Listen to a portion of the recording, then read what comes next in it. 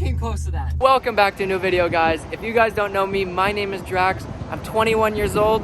I'm from Florida, and this is my Genesis. And in today's video, I'm gonna be showing you guys how I drift an automatic car. And specifically, this is the 2.0 turbo.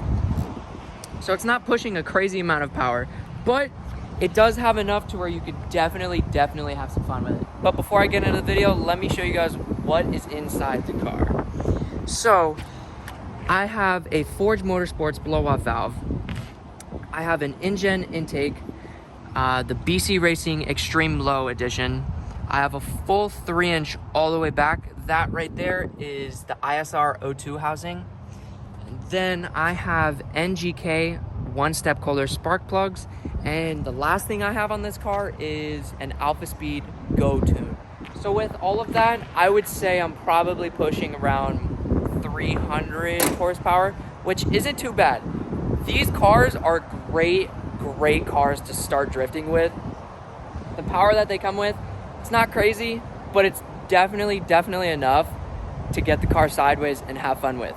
But before I start drifting, let me change these tires because I am not drifting on $600 tires. So 1, 2, oh, that was clean. All right, guys, but before I get into the video, I want to say that I am not responsible for anything bad that happens to your car.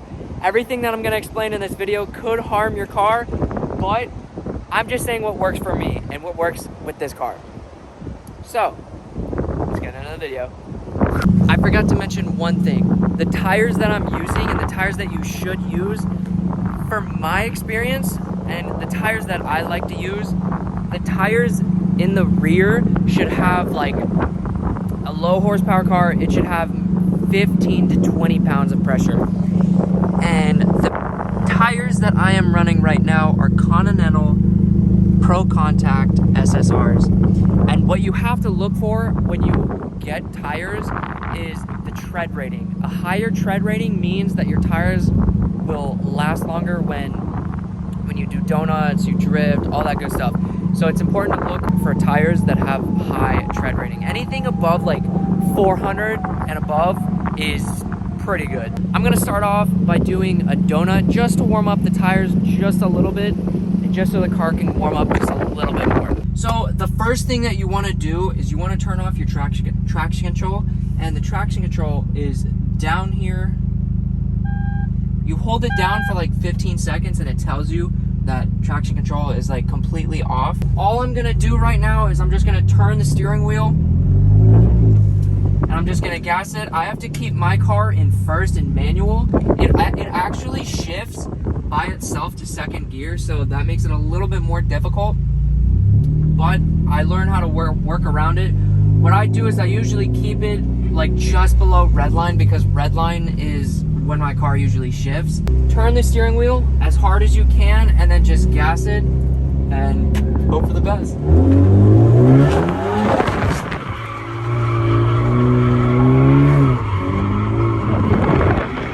what you want to do is you want to keep turning the steering wheel, but keep giving it a push just to where it breaks traction just a little bit.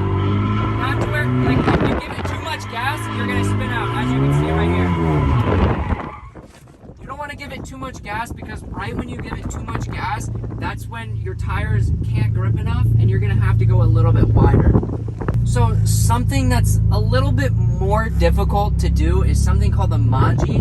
And how I do this is when I'm driving, since I have 1, an automatic, and 2, an open diff, I have to go extra wide just so the back end can kick out a little bit. All you have to do, you have to keep it in like get the RPMs high up, and then just turn the steering wheel, and then you have to yank it really hard to the side. And then counter steer, and then bring it back. Down.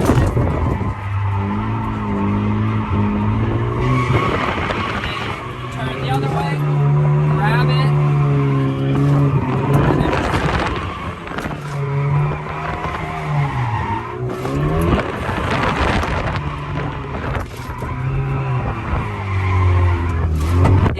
To do that, you need to you need to turn the steering wheel really, really wide, because if you don't, then it's not gonna get wide enough and it's not gonna break loose. So I'll do it again just so you guys can see. And just because I want to do it again.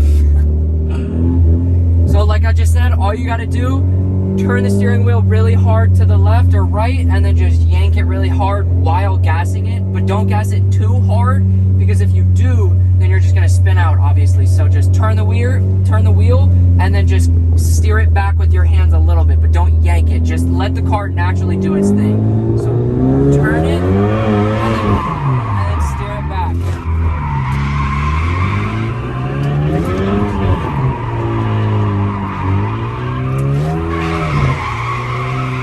What makes it difficult, since the car is an automatic, it likes to shift for me.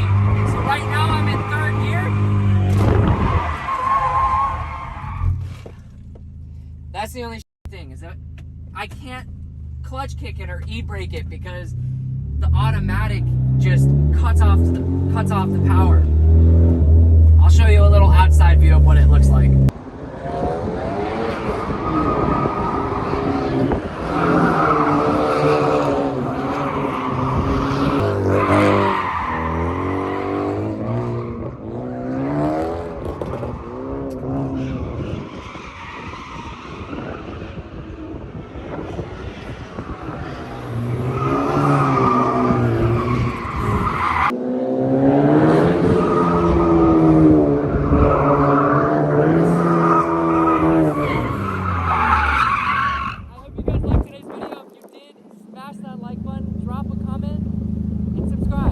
What are you doing?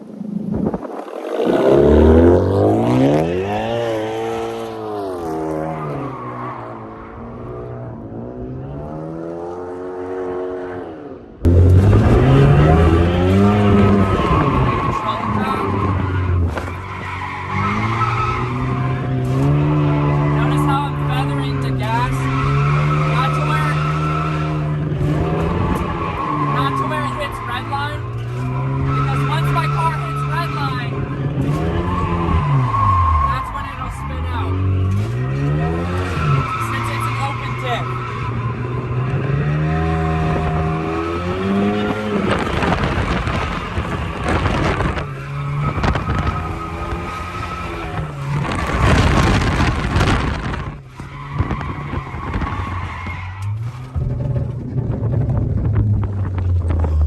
That is fun.